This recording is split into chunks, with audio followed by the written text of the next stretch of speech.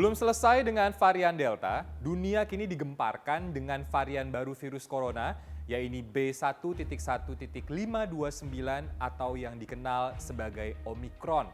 Seberapa ganas varian ini? Selengkapnya kita bahas di Explanatory.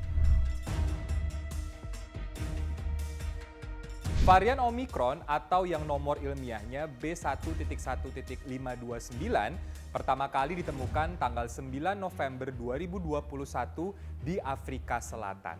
WHO memasukkan varian ini ke dalam Variant of Concern atau VOC. Artinya, varian ini punya tingkat penularan yang tinggi dan virulensinya juga tinggi di masyarakat dunia. Nah, varian Omicron masuk ke dalam varian seperti sebelum-sebelumnya, yaitu Alpha, Beta, Gamma, dan juga Delta. Varian Omicron telah menyebar ke berbagai tempat. Di Afrika Selatan sendiri saja, Omicron telah menyebar hampir di semua provinsi yang ada. Dan varian ini juga telah ditemukan di beberapa negara.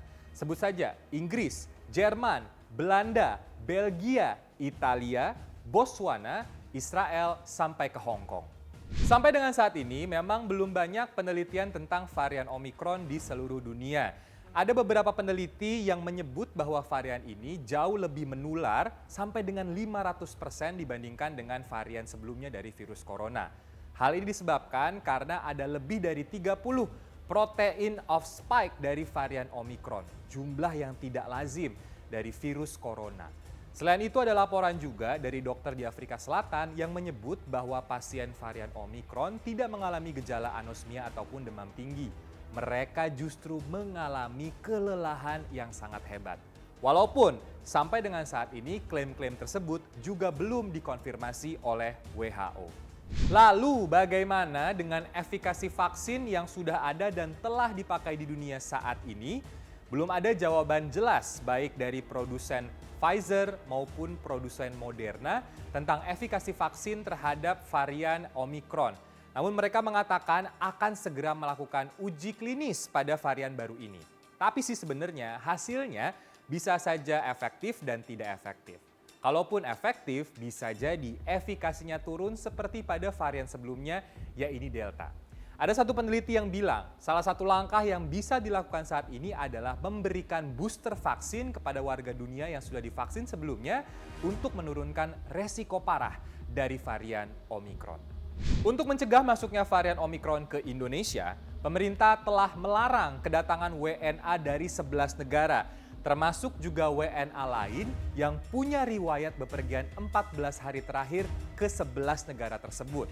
11 negara tersebut diantaranya adalah Afrika Selatan, Botswana, Namibia, Zimbabwe, Lesotho, Mozambik, Eswatini, Malawi, Angola, Zambia, dan Hong Kong.